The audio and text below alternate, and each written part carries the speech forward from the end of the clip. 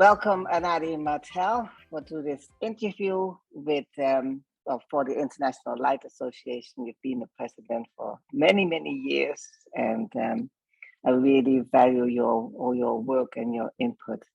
But you have now developed a new technology, a new product, and it's about another way to actually interact with our personal brainwave through a physical stimulation. That is, I hope, the most simple way of explaining it. So you can, you can tell us everything about it and what are the benefits. Sure. Well, it's first of all, it's a great pleasure for me to be talking with you, Thelma. It's always a joy. And yes, it's what you just described seems to be a rather strange technology. So I have to explain a little more where it comes from. Maybe the best way is if I share some images with you. Yes. And then we can talk further after that. So let me just share the screen here. There we are. So originally, this new technology is evolved through the research I've been doing on my Sensora system, which is a multisensorial stimulation system. It works with light, it works with sound, and it also works with touch. And so you have these three simultaneous sensory stimulation which blend together. And when you combine the stimulation on different senses, you amplify the effects of each. The Sensora is rather unique in this blending of three different senses. So, of course, the Sensora is based very much on light. The basis of it is this beautiful large screen. And when you're sitting under it, you're immersed in a field of pure colors. So it's really working with pure colors. It's a form of chromotherapy. And one aspect of working with light is a brainwave entrainment. You can pulse the light that you see at frequencies that interact with your own brainwaves. And this is what I've been doing in the Sensora for many, many years. But then it evolved into, the idea came, if we can entrain brainwaves through light and also through sound, these are two well-known techniques, is there a way to actually do it through the touch sensation? Because this is the third sense that I work with in the Sensora. So this is the origin of this technology, which is called kinesthetic brainwave entrainment. So what is this? Well, first of all, you have to understand better what is audiovisual stimulation. There's a natural phenomenon which occurs whenever you're exposed to a pulsation through one of your senses, whichever it is, that falls in the same range as your brain waves. So there's a specific range of frequencies where your brain operates. And we all have heard of the different brainwave ranges, like alpha waves, which are connected with relaxation, delta waves connected with deep sleep. So these are kind of different mental states related to different frequencies within your brain.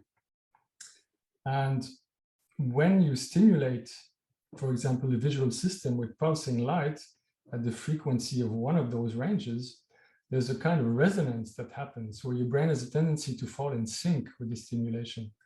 And this is the basis of this technique called AVS, audiovisual stimulation, which has been used extensively over the years, and there's many clinical applications for it. And so this is rather well known and used.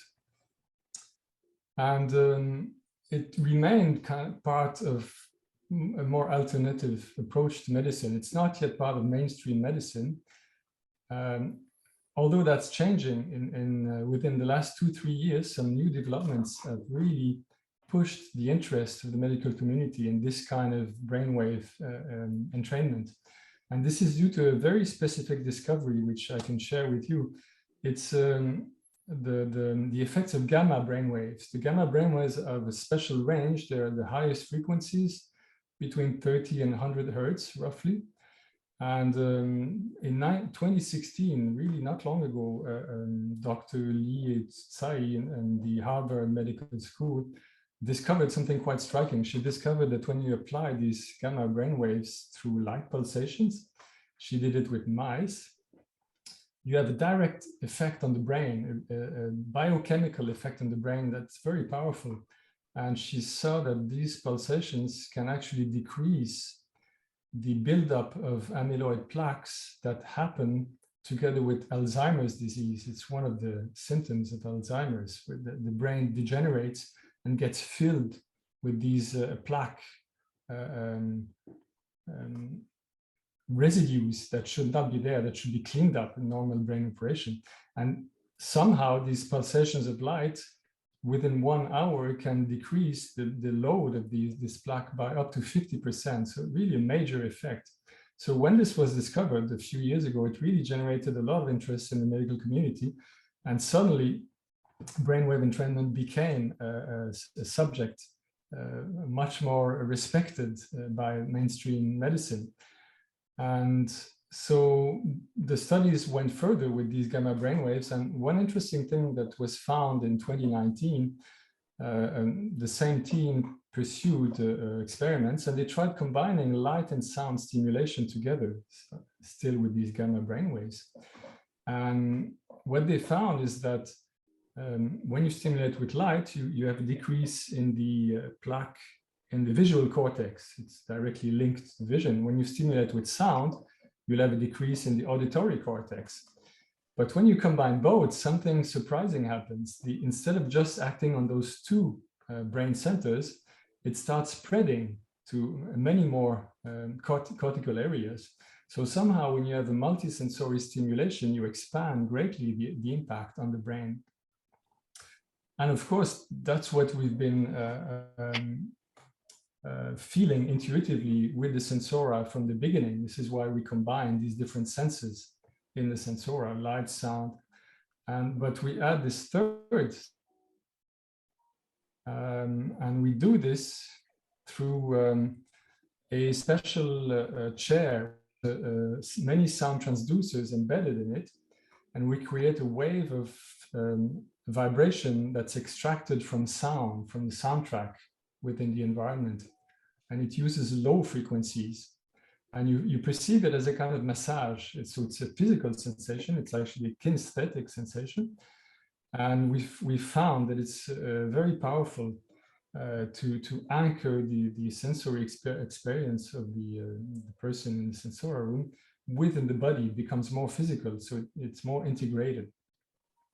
So we have this third sense that we can work with. So can we combine it now with sound and light to work with brainwaves? And this was the original idea. Now the problem, actually, I must say first, that this one thing that encouraged me to go in that direction is the work of another researcher, Dr. Bartel in Toronto, here in Canada. He's been experimenting with this kinesthetic vibration, also called vibrotactile vibration.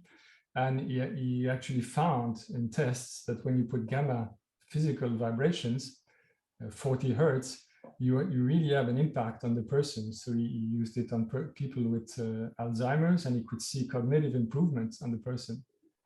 So that really confirmed this idea that you can use the sensation of touch to entrain brainwaves. So the difficulty when you want to do that is that to generate these vibrations within a chair, for example, as we do, there's a certain range of frequencies where that will work. And it's roughly from 35 to 150 hertz. This is really the best range to generate these pleasant kinesthetic sensations that you feel through the body as a massage. But this frequency range doesn't really fit with the brainwave range. So generally, when we work with these kinesthetic vibrations, we extract the vibration from sounds, from a soundtrack. So it's filtered, it's processed to be combined in that range of 35 to 150 hertz, and then it's fed to the chair. But now brainwaves, if you look at it, it's mostly a range between 1 and 50 hertz. Gamma brainwaves go beyond that, but most of the research and the effects are really combined restricted to that range of 1 to 50 hertz. So you can see there's a certain overlap between these kinetic vibrations and brainwaves, but it doesn't extend to the lower part of brainwaves. So you cannot use directly these kinesthetic vibrations to work with low frequency brainwaves in the same way that you can with light. For example, in light, in the Sensora, I modulate light with frequencies that can go as low as we want, up to cycles that can take a full minute to unfold. Because with light, there's no limit. Our visual system will perceive these very low frequencies, but not the kinesthetic sensation. So the difficulty then was how to manage to bring these kinesthetic sensations into a range where they can be perceived as brainwave stimulations. Now, if you work with the overlap, the range from 35 to 50 hertz, where you can use directly these vibrations and you will perceive them physically, that's exactly on the gamma brainwave range. And this is probably why the first research in this field were done with gamma brainwaves, because you didn't need any special technique. You can simply directly put in the gamma wave to 40 hertz in the chair, and it will be perceived directly as a very pleasant physical sensation. So the first research were made in that way. So then I wondered how to extend this to the lower ranges, and the way to do it is actually quite direct. Once you look into it, it's to use a technique called amplitude modulation. So you take the frequencies that work well for kinesthetic sensations between 35 and 150 hertz, and you just modulate their amplitude with this much lower frequency of the brainwave. So you end up with a vibration that pulses at the brainwave frequency. And so, of course, you have to adjust all these different parameters so that it's transformed into an effective signal for kinesthetic transduction. And this is what I've developed in the latest versions of my processors to generate these kinesthetic vibrations. So with this technique, it means that I can directly generate as a kinesthetic sensation, as a physical sensation, the same brainwaves that we can use in light and sound. So we can have all three senses together that are entrained by the same brainwave signal. And that really amplifies greatly the effects, the therapeutic effect that you can obtain from this type of stimulation. And so currently, as far as I know, the Sensora is one of maybe the only system on the planet doing this stimulation with the three senses together. So I think, yeah, it's illustrated here. So you just bring back this kinesthetic range down to the brainwave range through this modulation, and then you can actually work with all brainwaves with this technique. So this is what I wanted to share with you with the slides. We can start the sharing here. So it's a little technical, but I hope it was clear enough to understand what's at play here. Wow. And so the result is kind of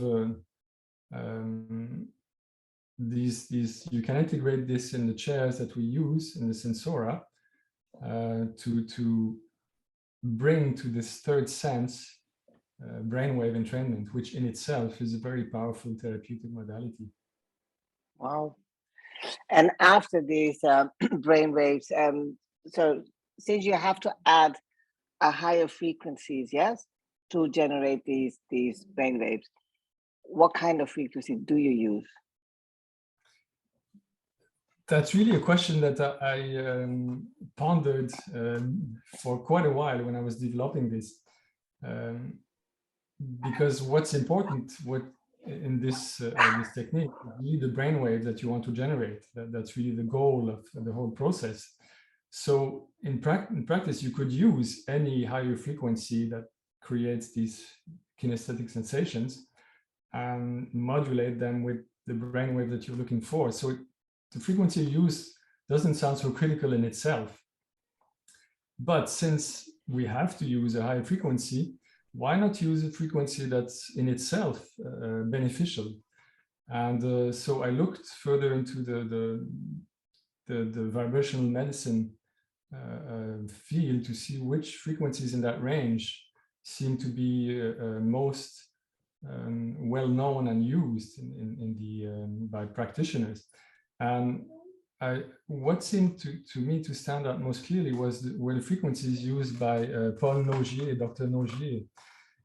You may have heard of him. He created this wonderful technique of auriculomedicine, where he created this way of stimulating different points on the ear, acupuncture points on the ear.